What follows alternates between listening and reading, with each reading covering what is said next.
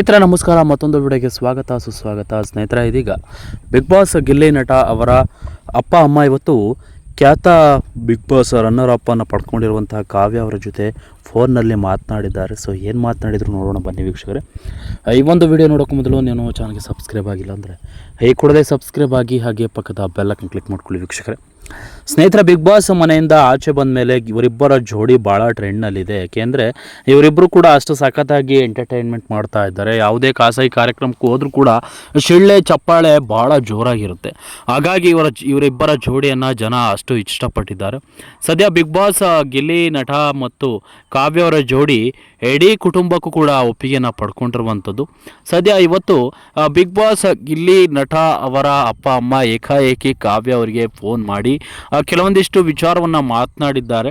ಅಷ್ಟೇ ಅಲ್ಲದೆ ಕೆಲವೊಂದಿಷ್ಟು ಊಹಾಪೋಹಗಳು ಬರ್ತಾ ಇದ್ದಾವೆ ಮದುವೆ ವಿಚಾರ. ಸೊ ಏನವ ಇದು ಅನ್ನೋದನ್ನು ಕೇಳಿದ್ದಾರೆ.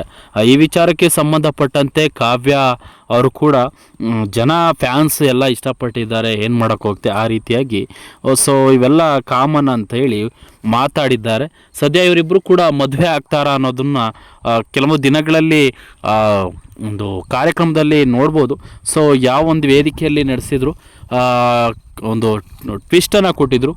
ನಾನಿನ್ನ ಏನು ಮಾಡ್ತಿದ್ದೀನಿ ಅಂತ ಕೇಳಿದರೆ ಕಾವ್ಯ ಅವರು ಲವ್ ಮಾಡ್ತಿದ್ದೀನಿ ಹಾಗೆ ಹೀಗೆ ಕೆಲವೊಂದಿಷ್ಟು ಕ್ವಶನ್ ಮೇಲೆ ಈ ರೀತಿಯಾಗಿ ಅನ್ಎಕ್ಸ್ಪೆಕ್ಟೆಡ್ ಆಗಿ ಮನಸ್ಸಲ್ಲಿರುವ ವಿಚಾರವೆಲ್ಲ ಕೂಡ ಬಯಲು ಆಚೆ ಆಗ್ತಾ ಹೋದ್ರು ಕಾವ್ಯ ಅವರು ಅಂತಲೇ ಹೇಳ್ಬೋದು. ಸದ್ಯ ಇದು ರಿಯಲೋ ಗೊತ್ತಿಲ್ಲ. ಸದ್ಯ ಇವರಿಬ್ಬರ ಜೋಡಿ ಭಾಳ ಇಷ್ಟ ಆಗಿದೆ.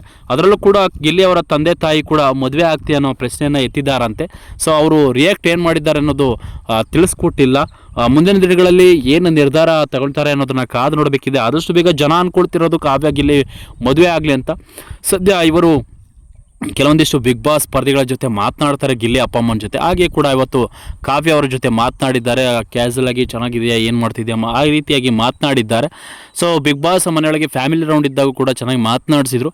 ಅದೇ ರೀತಿಯಾಗಿ ಮಾತನಾಡಿ ಇವತ್ತು ಒಳ್ಳೆಯದಾಗಲಿ, ಇನ್ನೂ ದೊಡ್ಡ ಮಟ್ಟದಲ್ಲಿ ಸಾಧನೆ ಮಾಡೋ ಅನ್ನೋದನ್ನು ವಿಶ್ ಮಾಡಿದ್ದಾರೆ. ಸೊ ಇದು ಎಲ್ಲ ಒಂದು ಕಡೆ ಹಳ್ಳಿ ಲೈಫ್ನಲ್ಲಿ ಇರುವಂಥ ಗಿಲ್ಲಿ ಅಪ್ಪ ಅಮ್ಮನಿಗೆ ಕಷ್ಟ ಸುಖದ ಅನುಭವ ಇರುವಂಥವ್ರು.